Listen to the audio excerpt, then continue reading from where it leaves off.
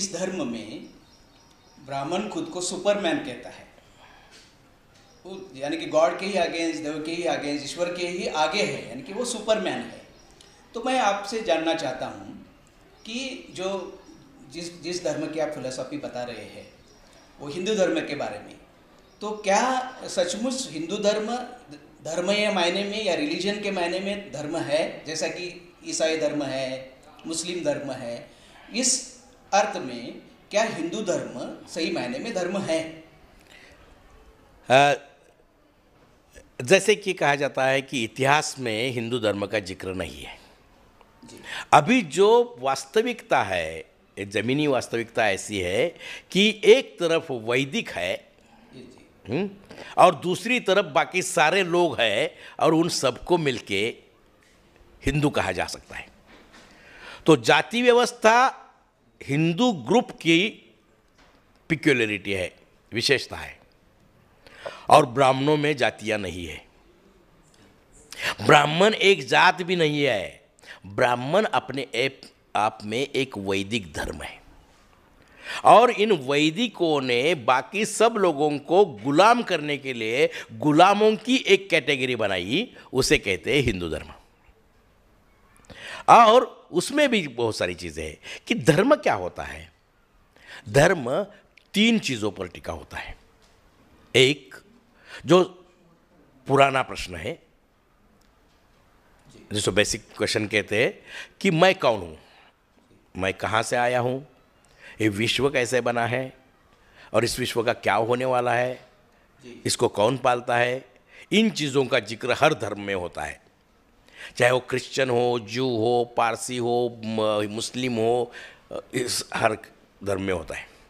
तो ये एक बात है। दूसरी बात है कि मैं किसको वर्शिप करूँ, किसकी पूजा करूँ और कैसे करूँ, और उसमें दलाल कौन होगा, और ये मैं किस लिए करूँ, मोक्ष के लिए करूँ या स्वर्ग के लिए करूँ या और किसी चीज़ के लिए करूँ, इसका ऐसा करने से क्या होगा, और भगवान कौन है, ये दूसरी चीज़ है। और तीसरी जो चीज़ है जो सबसे महत्वपूर्ण है, वो हम जन्म के बाद क्या करेंगे, विवाह के समय क्या करेंगे, मरने के बाद क्या करेंगे, हम किस चीज़ को अच्छा मानेंगे, किस चीज़ को बुरा मानेंगे, हम रास्ते पे क्या करेंगे, खेतों में क्या करेंगे, खलिहानों में क्या करेंगे। इन सब चीज़ों को जिस धर्म जो कहते हैं उसमें रूढ़ी ज़्यादा बलवान रहती है। शंकराचार्य ने कहा है शास्त्रात रूढ़िर बलियसी, शास्त्र से रूढ़ी बलवान है। और ज्ञानदेव ने कहा है अपने ज्ञानेश्वरी में, एथ वडील जे जे करीती नावतया धर्मू ठेवीती तेच येर आचरती सर्वांग सकळ। इसके मायने ये है कि यहाँ हमने बाप दादों ने जो किया है उसी तरह हम बर्ताव करते हैं, और उसको ही धर्म कहते हैं, ट्रेडिशन कस्टम। और ये तीसरी चीज़ है, इसको पकड़ लिया वैदिकों ने और इसका अधिकार अपने पास कर लिया। इसमें जैसे कि अगर भारतीय धर्म कौन से है ऐसा अगर आप पूछने लगे तो हिंदू नहीं है, भारतीय धर्म 9 है, जिनको 9 दर्शन कहा जाता है। 9 दर्शन में से 6 दर्शन नास्तिक है। इस यहाँ नास्तिक का भी व्याख्या करना जरूरी है। नास्तिक माने यानी कि जो वेदों पर विश्वास नहीं करता उसको नास्तिक कहते हैं। ईश्वर से उसके कुछ ताल्लुकात थे, वैसे कुछ पहले नहीं थे। अभी तो हम समझते हैं कि जो ईश्वर को मानता है वो आस्तिक है, ईश्वर को नहीं मानता वो नास्तिक है। लेकिन यहाँ जो दर्शन थे, दर्शन अपने आप में फिर 2 चीज़ों के बारे में बोलता है। उसमें एक है विश्व कैसे निर्माण हुआ, आदमी कैसे निर्माण हुआ, उसके बाद क्या होने वाला है, और आदमी को व्यक्तिगत रूप से कौन सी साधना करनी चाहिए जिससे उसका उन्नयन हो जाए। हाँ, जैसे कि सांख्य है, न्याय है, योग है, बौद्ध है, जैन है, चारवाक है, ये सारे 6 दर्शन जो भारतीय दर्शन है वो नास्तिक है। तो लोकशाही की तरह से देखा जाए तो जिसको हिंदू धर्म कहते हैं वो तो नास्तिक है। ज़्यादातर लोग उसको नास्तिक है कहना चाहिए ना। इसमें जैन में तो ऐसा कहा है 2800 साल पहले महावीर कहते हैं कि पूरा विश्व भौतिक नियमों से चलता है, तो इस विश्व को निर्माण करने के लिए, चलाने के लिए या नष्ट करने के लिए किसी परमेश्वर की जरूरत नहीं है। और वहाँ से जैन विज्ञान शुरू हो जाता है। लेकिन वैदिक तो विज्ञान को ही नकारते हैं, विज्ञान के फायदे लेते हैं लेकिन विज्ञान को नकारते हैं। तो वो तो लैपटॉप चलाएंगे, इंटरनेट पे दंगल के लिए पार्श्वभूमि तैयार करेंगे, हाँ, लेकिन कहेंगे ये सच नहीं है। सच तो वो है जो गायत्री मंत्र है, ओम भूर्भुवः स्वः। वो कहेंगे जिसको कोई पढ़ नहीं सकता, जिसको कोई समझ नहीं सकता, वे वेद उनमें सारा ज्ञान पड़ा है। अगर ज्ञान पड़ा है तो क्या मैं पढ़ सकता हूं? पाबंदी है इसके लिए। नहीं, मैं पढ़ नहीं सकता और ब्राह्मण पढ़ना नहीं चाहते, उसकी कोई जरूरत ही नहीं, न कभी थी। अभी 1,00,000 ब्राह्मणों में से, वैदिकों में से एक भी आदमी नहीं मिलेगा जिसको वैदिक व्याकरण का ज्ञान है। 1,00,000 में एक भी नहीं मिलेगा। उनको ज्ञानी समझने वाले लोग नहीं, उनको है ही नहीं और ना ही कभी उसका उपयोग किया था। जैसे कि हे ईश्वर मुझे ऐसी शक्ति दे कि जैसे कि मैं शत्रु की महिलाओं को पकड़ के ला सकूं और उनके साथ ब्याह कर सकूं। हे इंद्र मुझे ऐसी शक्ति दे जिससे कि मैं छोटे छोटे बच्चे शत्रु के पकड़ के ला सकूं और उन्हें गुलाम बना सकूं। हे ईश्वर मुझे ऐसी शक्ति दे जिसके मैं शत्रु का धान्य का हरण कर सकूं, शत्रु के धन का हरण कर सकूं, और इस चीज़ों में मुझे आपकी शक्ति की जरूरत है। इस ऐसे प्रार्थनाओं से ऋग्वेद भरा पड़ा है। तो इस प्रार्थनाओं से पता चलता है कि ये सारे वेद वाले लोग चोर और उचक्के हैं। जो चार्वाक ने कहा था, चार्वाक ने तो स्पष्ट रूप से कहा था, त्रयो वेदस्य कर्तारो भंडाः धूर्ताः निशाचराः। भंड, धूर्त और निशाचर लोगों ने 3 वेदों का निर्माण किया है। यहाँ एक चीज़ बहुत ज़रूरी है, वेद 3 ही है, 4 नहीं है, ऐसा बताया जाता है। क्योंकि वेद 3 ही होते हैं। अथर्वण जो है वो शूद्रों का वेद है। क्यों? क्योंकि अथर्वण में मेटलर्जी है, यंत्रशास्त्र है, अथर्वण में शिल्पशास्त्र है, अथर्वण में आयुर्वेद है, अथर्वण में खेती है, अथर्वण में औषधि शास्त्र है। जिसे वार्ता और जो हाँ, और जो इसका पूरा निर्माण जो किया है ना, हाँ, इसका निर्माण भी शूद्रों ने ही किया है। इसलिए अगर कोई ब्राह्मण अथर्वण पे समीक्षा लिखता है तो उसको जाति बाहर किया जाता है। अथर्वण के ऊपर समीक्षा नहीं करनी है ब्राह्मणों ने, हाँ, ये मालूम नहीं होता है लोगों को। दूसरी चीज़ है, रहा पुराण का समय, पुराण जो है उसकी निर्मित भी शूद्रों ने ही की है। जैसे कि रामायण पुराणों का भाग है, बहुत सारे लोगों को मालूम नहीं रामायण पुराण है, महाभारत पुराण है। तो रामायण की निर्मित किसने की? वाल्मीकि ने की। वाल्मीकि का वैदिक ब्राह्मण था, वो तो कोली जमाती का था, खेवट था। अथर्वण का निर्माता पराशर है, वो मातंग है। महाभारत का निर्माण व्यास है, वो अनैतिक संबंध से जन्मा हुआ, पराशर और मत्स्यगंधा से जन्मा हुआ अतिशूद्र है, चांडाल है। तो इन सब चीज़ों का निर्माण जो हुआ वो काव्य करके हुआ, लेकिन वैदिकों ने इसको हथियार बनाया। क्योंकि काव्य में एक चीज़ होती है, वो लोगों के मन को पकड़ लेता है। उसके कथाओं में रोमांटिसिज्म होता है और पकड़ लेता है, तो उसमें जो चाहे चीज़ों को बदल करके वैदिकों ने उसका हथियार करके इस्तेमाल किया और हमें गुलाम बना दिया। क्योंकि वेदों से हमें गुलाम नहीं बनाया जा सकता, क्योंकि वेद हम पढ़ नहीं सकते, उपनिषद पढ़ नहीं सकते। तो गुलामी का कारण पुराण है, गुलामी का कारण हेमाद्री है। जब राजा खत्म हो गए, मुसलमानों का एक अमल चलने लगा, उसमें राजा कम हुए। जब राजा कम हो जाते हैं तो यज्ञ कम हो जाते हैं, और जब यज्ञ कम हो जाते हैं तो ब्राह्मणों का गुजर बसर कम हो जाता है। तो इन शास्त्रों में एक जगह लिखा है कि एक बार विश्वामित्र को बड़ा अकाल पड़ा, कोई यज्ञ करने वाला नहीं रहा, तो उसको कुत्ते की टांग से गुजरना पड़ा, उसको खाके उसने गुजर गया। उसके बाद 12वीं शती में एक ब्राह्मण का लिखा है, वो कहता है कि यहाँ राजा नहीं है, यज्ञ करने वाला नहीं है, तो मेरी आंतड़े जो है, आते जो है ना, वो दीमक लगी हुई लकड़ी की तरह बनी हुई है, और मैं मर जाऊंगा, मैं कुछ भी खा सकूंगा।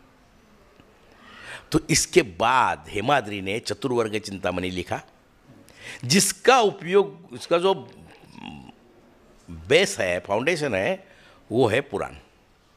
और उन्होंने कहा कि जब राजा नहीं रहे और यज्ञ नहीं रहा तो ब्राह्मणों को या वैदिकों को शूद्रों के घर जाकर पूजा करने की अनुमति है। और ऐसे 4000 व्रत उसने लिखे हैं। चतुर्वर्ग चिंतामणि। चतुर्वर्ग चिंतामणि का निर्माण यहाँ की गुलामी का निर्माण की शुरुआत है। उसके पहले भी गुलामी थी, लेकिन जो कसकर बंधी हुई गुलामी है वो चतुर्वर्ग चिंतामणि से। दूसरी चीज़ है कि इस तरह से हिंदू धर्म नहीं है, ये तो 9 दर्शनों का एक बना हुआ वृत्ता है। जैसे जैसे जैसे मिक्स वेज होता है ना, मिक्स वेज में क्या होता है मालूम नहीं होता है, ऐसा एक मिक्स वेज है। और ये मिक्स वेज के साथ आप कहेंगे कि मैं ये ठीक नहीं समझता, तो वे कहेंगे नहीं ये ठीक है नहीं, लेकिन ये ठीक है। अगर दूसरा कहे कि ये ठीक नहीं होगा, तो फिर वे कहेंगे ठीक है ये ठीक नहीं है, लेकिन ये ठीक है। तो अगर आप मनुस्मृति भी देखें, वैसे मनुस्मृति एक चीज़ नहीं है, याज्ञवल्क्य स्मृति है, वशिष्ठ स्मृति है, अश्वलायन सूत्र है, बहुत सारी चीज़ें वही कहती है। बाबा साहब ने मनुस्मृति को जला दिया है, इसलिए मनुस्मृति सब लोगों को मालूम है। जो मनुस्मृति के साथ खड़े रहते हैं वो भी मनुस्मृति नहीं पढ़ते, और उसको जलाते हैं वो भी नहीं पढ़ते। लेकिन मनुस्मृति में परस्पर विरोधी बहुत सारे विधान हैं, बहुत सारे स्टेटमेंट्स हैं। एक ही स्टेटमेंट ऐसा है कि जिसके विरोधी स्टेटमेंट नहीं है, ज़्यादा खाने से आदमी बीमार होता है, उसके विरोध में कुछ नहीं लिखा गया है। लेकिन बाकी सदा तो लिखा है कि न स्त्री स्वातंत्र्यम अर्हति, एक जगह लिखा है, और अगले अध्याय में लिखा है यत्र नार्यस्तु पूजन्ते रमन्ते तत्र देवता। तो ये सब गुलाम करने के लिए ही एम्बिग्विटी, कन्फ्यूजन पैदा करते हैं, और ये हिंदू धर्म नहीं है, इसका पता किसी को नहीं लगने देते। क्योंकि धर्म को धर्म ग्रंथ होता है, हिंदुओं का कोई धर्म ग्रंथ नहीं है। कुछ लोग तो कहेंगे कि वेद हमारे धर्म ग्रंथ है। धर्म के सभी लोगों को पढ़ने की आज़ादी नहीं है तो वो धर्म ग्रंथ नहीं हो सकता। दूसरा कहेगा कि गीता हमारा धर्म ग्रंथ है, तो गीता धर्म ग्रंथ है, ये किसी पुराण ने, किसी वेद ने, किसी उपनिषद ने नहीं कहा है, मान्यता नहीं। असल में गीता के बारे में अंधविश्वास ज़्यादा है। कितनी है गीता? 700 श्लोक। इस 700 श्लोक में पहले 60 श्लोकों में तो कौन लड़ रहा है, कहाँ लड़ रहा है, कौन कौन सा शंख बजा रहा है और कौन क्या कर रहा है, तो इसमें तो कोई फिलॉसफी नहीं है, कोई फिलॉसफी नहीं। उसके बाद 6 अध्याय ऐसे है कि जिसका गीता के मूल प्रकृति से मेल नहीं खाता। तो इन चीज़ों को लेके उसको धर्म ग्रंथ कहना, धर्म ग्रंथ किसे कहते हैं? पहले हम कहेंगे आदमी धर्म को जानने वाला धर्मज्ञ किसे कहते हैं? कि धर्मज्ञ आचार्य होता है। आचार्य कौन है? जो प्रस्थान त्रयी पे भाष्य करता है। प्रस्थान त्रयी क्या है? मोक्ष के प्रति जाने के लिए धर्म, अर्थ और काम का व्यवहार कैसा हो ये बताने वाला। और ये व्यवहार कहाँ बताया जाता है? वो धर्म ग्रंथ में बताया जाता है। तो धर्म ग्रंथ में ये तीनों चीज़ें होनी चाहिए। गीता में नहीं है, ना ही महाभारत में है, ना ही रामायण में है, ना ही वेदों में है। तो इनका कोई धर्म ग्रंथ नहीं है। जैसे कि बाइबल है, आदमी, ईश्वर क्या है, आदमी का बर्ताव कैसे होना चाहिए, आदमी को क्या नहीं करना चाहिए, क्या करना चाहिए, बाइबल में लिखा है। उसके दो भाग है, एक ओल्ड टेस्टामेंट है और एक न्यू टेस्टामेंट है। और ये जो ओल्ड टेस्टामेंट है वो क्रिश्चियनों के लिए भी वही है, मुस्लिमों के लिए भी वही है और यहूदियों के लिए भी वही है। तो पूरे दुनिया के बारे में, उसके निर्मित के बारे में ओल्ड टेस्टामेंट में लिखा है, वो कॉमन है। और आदमी को कैसा बर्ताव करना चाहिए, या तो यीशु कहेंगे या तो पैगंबर कहेंगे। ओके, तो अलग अलग है, लेकिन उसका भी एक लिखित पुस्तक है, जैसे कि कुरान है और यहाँ बाइबल है। उस तरह से कौन से ग्रंथ को हम धर्म ग्रंथ कहें? क्योंकि हमारे यहाँ जैसे राम नाम कॉमन है, और ये कहते हैं कि वो दशरथ का पुत्र जो राम था इसलिए वो राम नाम आया है। तो मैं ये बताता हूँ कि दशरथ ने अपने पुत्र का नाम राम क्यों रखा? मैं मेरे पुत्र का नाम राम रखा हूँ इसलिए कि राम अच्छा था। तो दशरथ ने कौन सा राम देखा था? कौशल्या एक काली स्त्री थी और काले स्त्री को रामा कहते हैं, काली जमीन को रामा कहते हैं, और रामा से जो पुत्र पैदा होता है उसे राम कहते हैं। तो कौशल्या काली थी, राम काला था, वो काला है इसलिए राम है। और अभी अब जो चलन चल रहा है ना, अब हम शुरुआत जहाँ से करे थे कि एक देश एक अंधेरी सुरंग से गुजर रहा है। ये सुरंग जो है ये अंधविश्वासों की सुरंग है। मैं तो श्रद्धा और अंधश्रद्धा में फर्क नहीं करता, श्रद्धा और विश्वास में फर्क करता हूं, क्योंकि श्रद्धा अनुभव के बिना होती है। जैसे कि भगवान है, मेरी श्रद्धा है इसलिए उसको प्रूव करने की जरूरत नहीं है। विश्वास अनुभव पे होता है। तो ये जो श्रद्धाओं का जो जाल बिछाया गया है वो बहुत ही बुरा है। उसमें सबसे एक ही चीज की कमी है। एक चीज अगर आ जाती है हमारे मूल निवासी लोगों के पास, प्रश्न पूछे, तो ये सारा जो जाल है ना तो मिनटों में खत्म हो सकता है। जैसे कि गाय बहुत पवित्र है, और जो गाय को मारेगा उसको हम मार देंगे। मॉब लिंचिंग तो गाय के बारे में हो रहा है ना। तो एक मंत्री कहता है कि गाय एकमेव पशु है जो ऑक्सीजन लेता है और ऑक्सीजन ही छोड़ता है, क्योंकि भगवान का बनाया पशु है ना। अगर गाय भगवान का बनाया पशु है तो भैंस क्या रावण ने बनाई? सारे प्राणियों को भगवान ने ही बनाया है। दूसरी चीज है, अगर वो ऑक्सीजन लेती है और ऑक्सीजन ही छोड़ती है तो लेती है क्यों? लेने की क्या जरूरत है? वो तो ऑक्सीजन है बाहर। उसके मूत्र में इतने ज्यादा गुण है कि कैंसर भी ठीक होता है। तो गायों को कैंसर क्यों होता है? गायों को भी कैंसर होता है ना, एनिमल है, उसको कैंसर होता है। दूसरी चीज है, ऐसा किसने सिद्ध किया है कि जो गाय के मूत्र में है जो भैंस के मूत्र में नहीं है, और गाय भैंस से ज़्यादा पवित्र, ज़्यादा अच्छा आदमी है, भगवान की एकमेव निर्मित है, तो उसका मूत्र उससे ज़्यादा अच्छा होना चाहिए। लेकिन ये चर्चा करना भी पाप समझा जाता है। मुझे एक याद आता है कि जो लोग ये गाय को पवित्र समझते हैं ना, मुझे बहुत अच्छी चीज़ याद आती है। बौद्धों के बढ़ते हुए प्रभाव में वैदिक ब्राह्मणों के सभा ने तय किया कि इसके आगे हम गाय नहीं मारेंगे। देखो, जब ये लिखा है तो सच ही होगा। लेकिन याज्ञवल्क्य ने शुक्ल यजुर्वेद में लिखा है, बाकी ब्राह्मण कुछ भी कहे, अगर सुंदर और मांसल कोई बछड़ा गाय का दिखाई देता है तो मैं खाए बिना रह ही नहीं सकता। गायें सब ब्राह्मणों को दान दी जाती थी,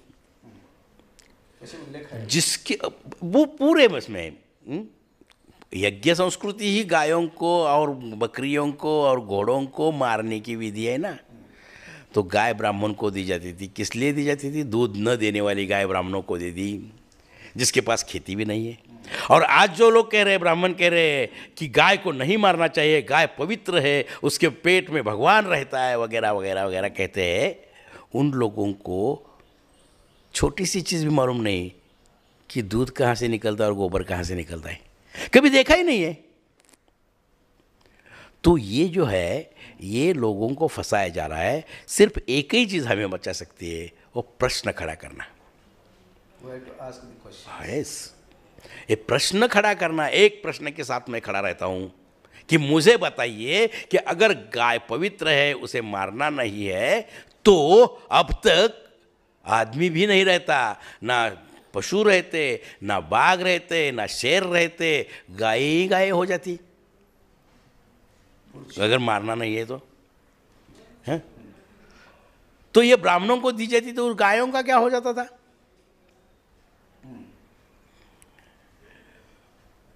वेद साक्षी है कि इन पशुओं को कैसे नृशंस तरीके से मारा जाता था। यज्ञ में हथियार से पशु को मारना मना है, तो उसको यूप को बांध देते थे बलि, और बांध के लातों से और मुक्कों से उस पशुओं को मारा जाता था। जो मारते थे वो तो मानवीय व्यवहार नहीं करते थे, और गायों के लेकर आदमियों को मारते हैं, वो भी अमानवीय व्यवहार करते हैं। तो इस देश के परंपरा के दो भाग हुए, एक मानवीय लोग जो मर रहे हैं और अमानवीय लोग जो मार रहे हैं। आज भी चल रहा है। आज वही तो चल रहा है ना। और इसके पहले भी हुआ था, बौद्ध काल में हुआ था, चारवाकों को मार गिराया था। 12वीं सदी में बसवेश्वर को मारा है, 16वीं सदी में तुकाराम को मारा है, उसके पहले सावता माली को मारा है। तो ये मारने की परंपरा, जो भी प्रश्न खड़ा करता है, जो भी पढ़ता है, सयाना हो जाता है और प्रश्न पूछता है, उसको मारना है, ऐसे कहने वाले वैदिकों का एक अलग धर्म होता है। और जिन्हें हिंदू कहते हैं उनका एक अलग धर्म होता है। उसमें शैव है, शाक्त है, उसमें बाकी सारे बहुत सारे नॉर्म्स है, हाँ, जो जिनका धर्म होता है आदमी को भगवान मानना। संतों ने किया, सब बाद में संतों नहीं, उसके पहले भी किया है। जैसे कि किसी भी गांव में किसी मूल निवासी के घर में जाओ और उसके देवघर को देख लो, क्या है उसमें। महाराष्ट्र में अगर चले जाए तो एक खड़ा हुआ भगवान है, एक घोड़े पे बैठा भगवान है, और छोटे छोटे छोटे टुकड़े हैं चांदी के, जिसके ऊपर कुछ लिखा है, वो है उसके कहते हैं टाक। मराठी में टाक कहते हैं। लेकिन ये टाक जो है तो पूरे भारत में है, वो पूर्वजों के नाम पे किए जाते हैं। तो जो भी मेरा पूर्वज अच्छा था वो मेरा भगवान है। तो बाप को भगवान मानने वाली एक संस्कृति और पुरखों को, और दूसरी संस्कृति है कि जो नहीं दिखाई देता, जो नहीं होता, उसका नाम लेके बाकी सारे लोगों को गुलाम बनाने वालों की संस्कृति। तो गुलाम बनाने वालों का और गुलाम होने वालों का धर्म एक नहीं हो सकता। तो एक ही जगह पे एक ही समय ब्राह्मण और शूद्रातिशूद्र एक धर्म के नहीं हो सकते, और हिंदू धर्म के बिल्कुल नहीं हो सकते। एक तो ब्राह्मणों में जाति नहीं है और बाकी लोगों को धर्म नहीं है। इसका विस्तार जैसे कि ब्राह्मण एरिया के ऊपर पहचाना जाता है, और या तो उसने जो पढ़ा है उसके ऊपर पहचाना जाता है। जैसे कि एरिया की देशस्थ है, कराड़े है, कोकणस्थ है, कान्यकुब्ज है, कनौजी ब्राह्मण है, काशी के ब्राह्मण है, तो ये रीजनल है। और एक वेदी है, द्विवेदी है, त्रिवेदी है, चतुर्वेदी वो कम असल होता है क्योंकि वो अथर्वण का अभ्यास करता है, तो त्रिवेदी बड़ा होता है।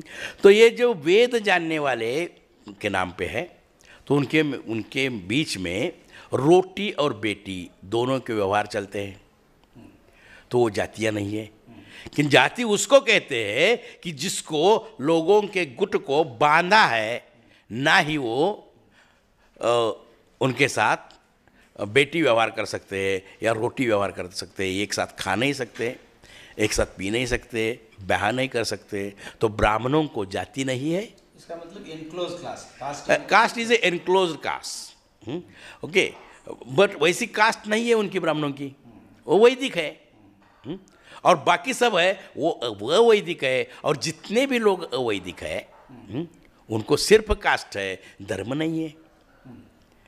क्योंकि जो वैदिक है उनका वेद धर्म है, जो अवैदिक है उनका धर्म ही नहीं, क्योंकि उसको कोई धर्म ग्रंथ नहीं है, उनका एक भगवान भी नहीं है। नहीं, बौद्ध भगवान नहीं मानते, जैन भगवान नहीं मानते, लिंगायत भगवान नहीं मानते, चारवाक भगवान नहीं मानते, तो उनका भगवान भी नहीं है और धर्मग्रंथ भी नहीं है। तो धर्मग्रंथ होने वाले और धर्मग्रंथ न होने वाले एक ही हिंदू धर्म के विभाग कैसे हो सकते हैं? लोग ये समझ नहीं रहे हैं। जैसे कि पहले क्या किया होता कि वैदिक आए, उनके साथ स्त्रियाँ नहीं थी या कम थी, क्योंकि नृशंस लोग टोली में आ जाते हैं किसी को लूटने के लिए, तो जल्दी हमला करने के लिए स्त्रियों का और बच्चों का होना प्रॉब्लम रहता है। तो उन्होंने यहाँ के शूद्राति शूद्रों की स्त्रियों को अपना लिया, लेकिन उनका दर्जा तो शूद्रों का दिया, इसलिए वैदिकों में स्त्री शूद्र है, उसको यज्ञ का अधिकार नहीं है। लेकिन वो स्त्रियाँ ऐसे नहीं आई, अपने साथ कुछ चीज़ें लेके आई।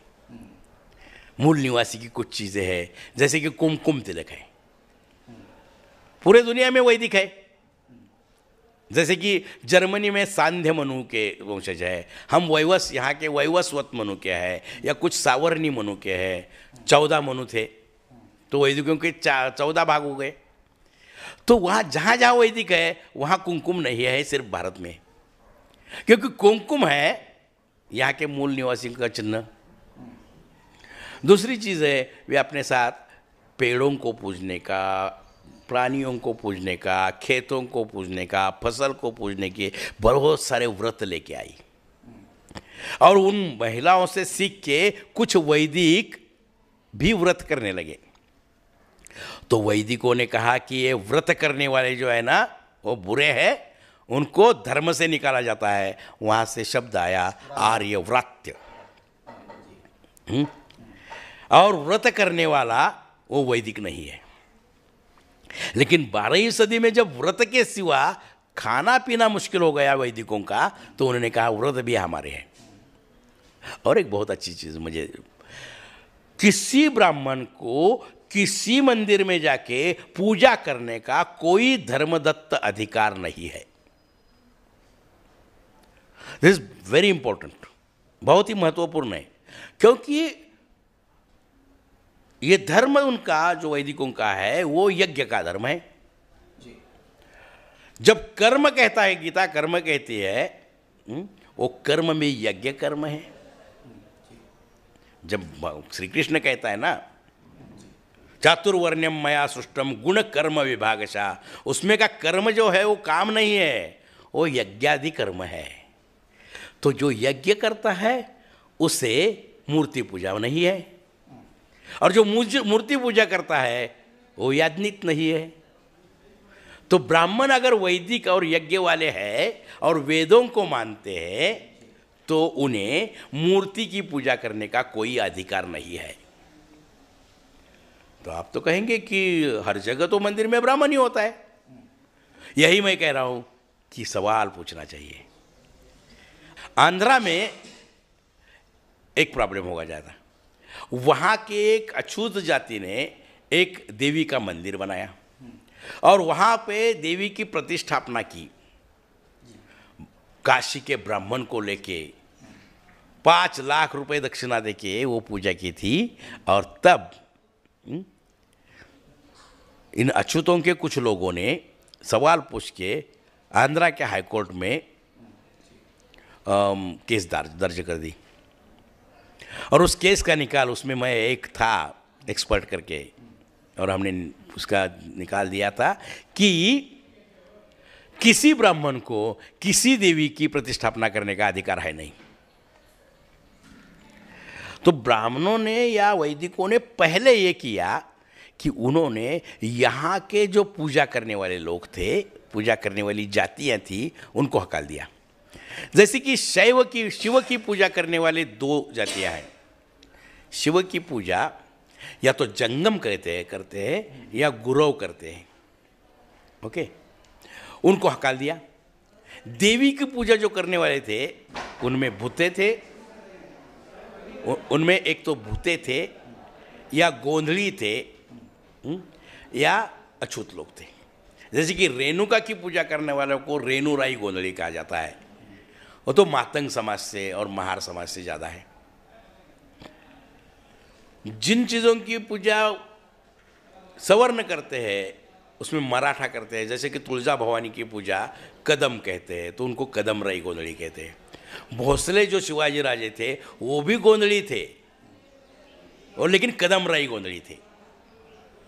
उसके बाद अगर भैरवनाथ की पूजा करनी है तो उसको मराठा कोकाटे पूजा करते हैं उसकी। तो पूरे मंदिरों की एक बहुजनों की अपनी व्यवस्था थी।